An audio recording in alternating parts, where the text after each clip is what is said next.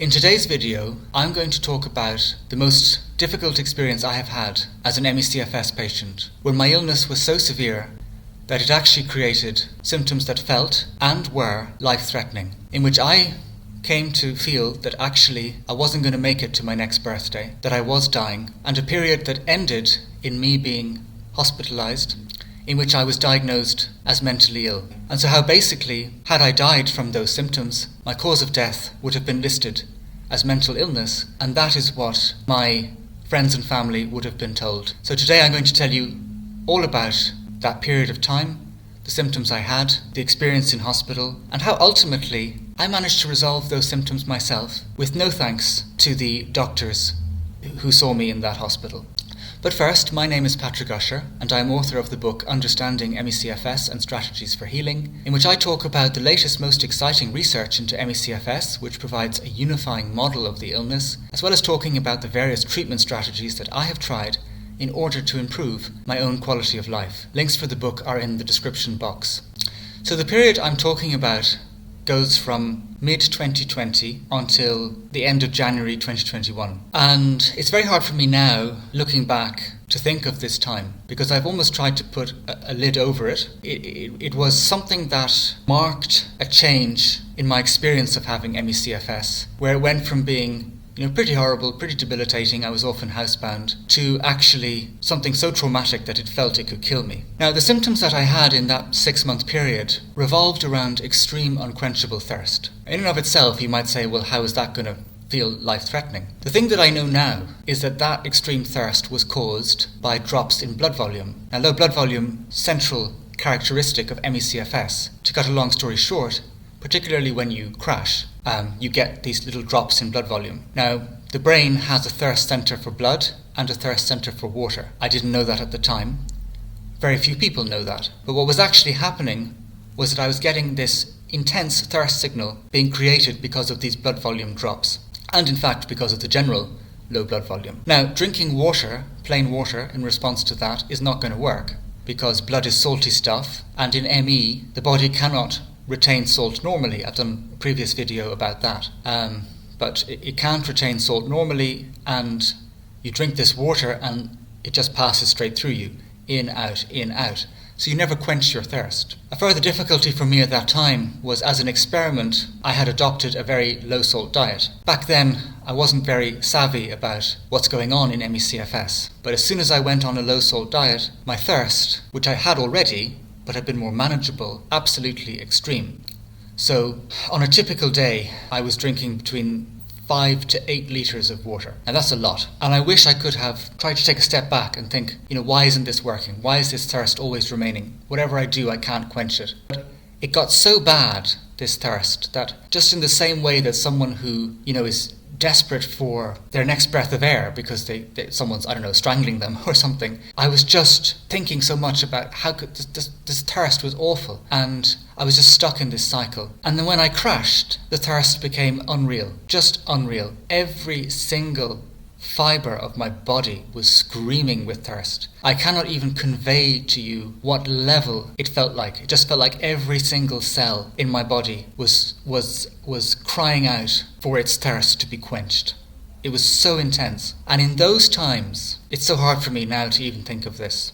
There was one occasion in August of 2020 when, over the period of the day and the night, I didn't get any sleep that night, I drank 20 litres of water. I was just stuck in this nightmare of my body screaming with thirst. And on those nights, I would get such, what I know now, are intense symptoms of low blood volume. The blood was not reaching my skin in a very, very profound way. These were really terrifying symptoms. And my nervous system was just gone into unbelievable overdrive.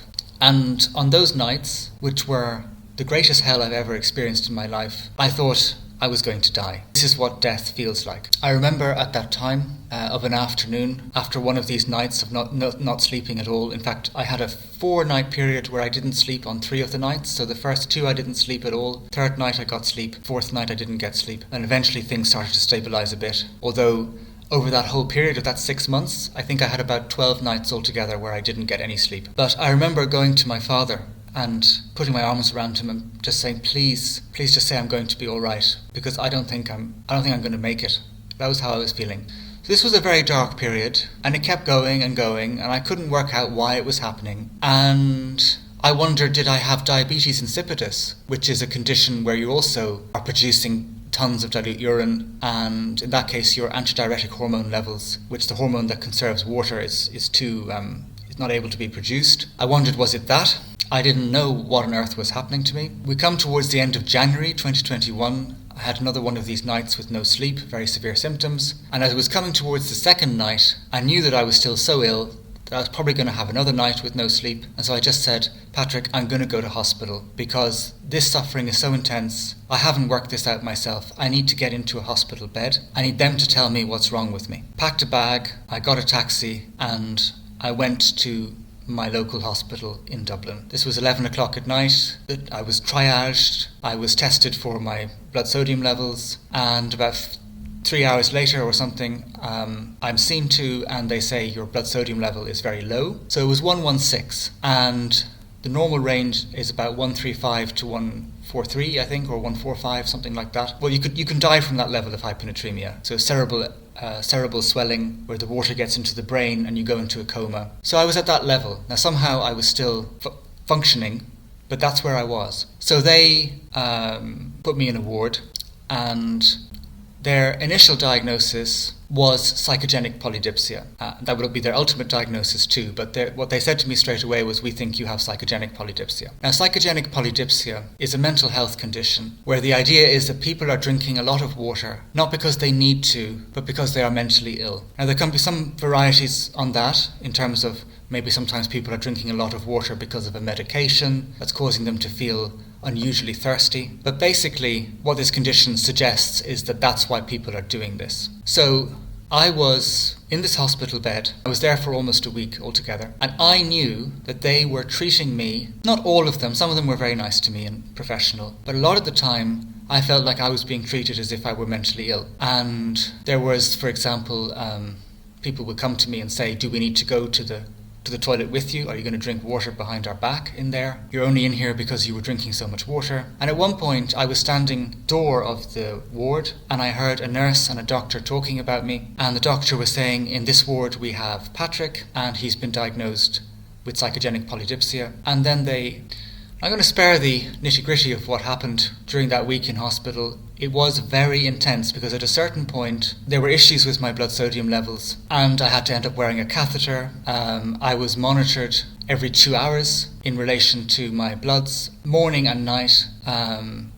Talk about my issues with sleep, but try being severely ill and being prodded every 2 hours by a nurse, your bloods during the middle of the night. So I had nights again there with no sleep, and it was all hell, basically. It was a very difficult week.